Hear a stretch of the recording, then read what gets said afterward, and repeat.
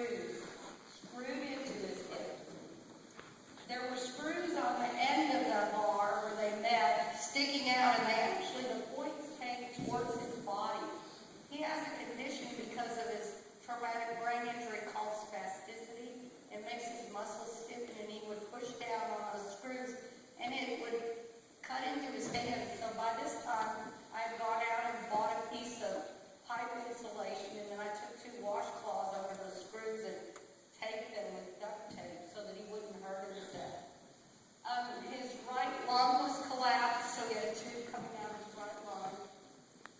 Both of his clavicles, these bones right up here, collarbones are called, were broken. They didn't do anything for those. His right arm was broken, so it's got a plate with screws in it. His bladder was ruptured, so they surgically implanted a tube or catheter into his bladder through his abdomen. And then, guys, he had another tube catheter placed in his penis to keep his bladder dry so that it could heal. His throat, you see the red cap in his throat? He had a tracheostomy. And originally, he was on a ventilator. Well, when they very first arrived at the scene, they put that tube down their throat. It's called intubating. You might hear it on the ER kind of shows. They intubated him, but that can only stay in your throat from 11 to 13 days. At that point, your trachea starts to disintegrate. So instead, they moved the tube, they cut a hole in your throat and put it right in there. And then you're on the breathing machines. At this point, he had improved so much that he was able to breathe on his own. And they just keep that red cap on there. They call it capping it off in case they have to hook you up to a ventilator again. That wasn't bad enough, was it? I mean, what else could be wrong? He didn't hit anything with his head, but he had a traumatic brain injury. And it occurred when the vehicle stopped. His head continued to move from side to side. And as it did, your brain is in like a fluid inside of your skull. It jostled from side to side, and his brain rubbed up against the inside of his skull, and it caused an all-over brain injury called a diffuse axonal injury. When the young neurosurgeon, who was a resident, it was his last year of residency, came to me and he said, "I'm going to tell you the worst, and your job is to hope for the best." And I will always thank him for giving me those words of hope. The nurses in ICU said to me, "Don't try to find out what diffuse axonal injury means." Well, what do when you have your lifeless son laying there? You go find out what diffuse axonal injury means. It's an all-over brain injury. 90% of the people who have that type of injury never emerge from coma. They're in a persistent vegetative state. The other 10% frequently have so many cognitive or thinking deficits that they don't function well in society. That's what Sean faced at this point. And so now he'll share some more of our story.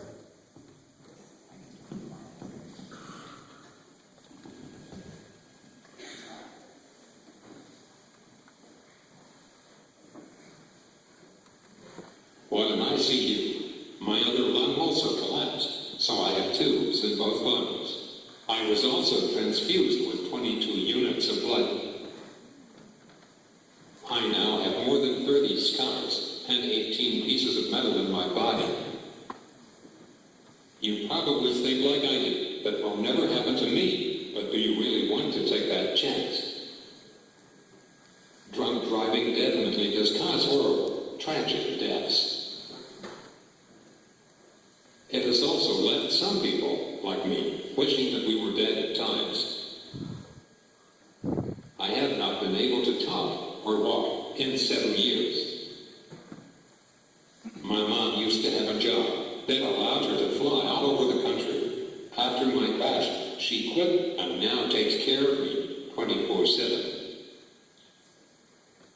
I thank God every single day because my mom did that to care for me.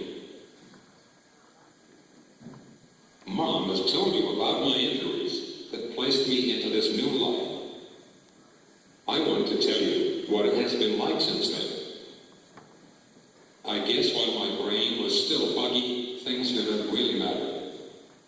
But once my mind started working again, and I realized all that I was unable to do, life became a living hell.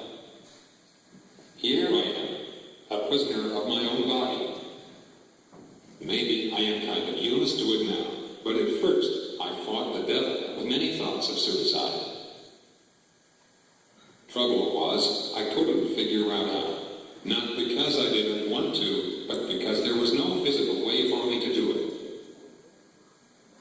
I thought about filling the bathtub up with water and dropping the toaster in, but what good would that do?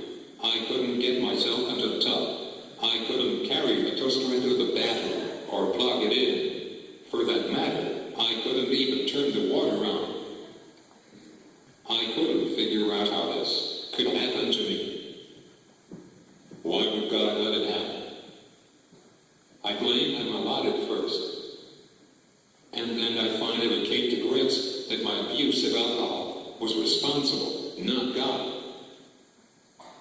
Now, I know that he is in my corner, helping me with every breath I take. I know that it is dangerous to drink alcohol after a brain injury, because drinking with a brain injury causes seizures, so it would not be safe for me to drink again. I now realize I was not mature enough to handle alcohol when I was younger. I just wish I would not have had to disable myself to realize that people in high school are not ready to include alcohol in their lives.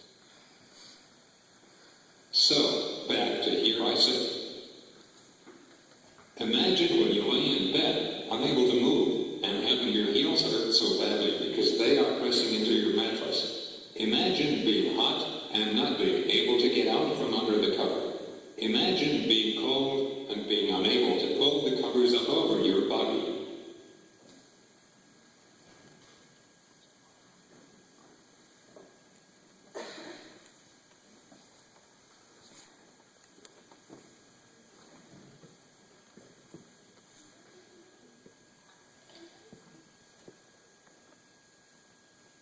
Don't you hate how your throat gets dry and you cannot talk?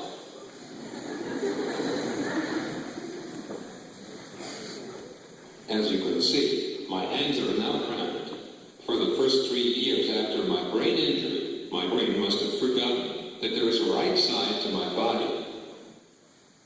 It was not until almost 3.5 years after the injury that I started regaining movement in my right side.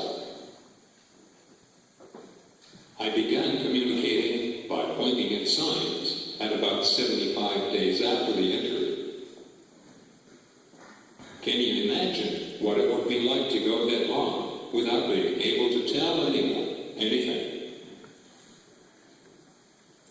I have some control of my left arm and hand. I use one finger and can type. I am extremely lucky because I can use this computer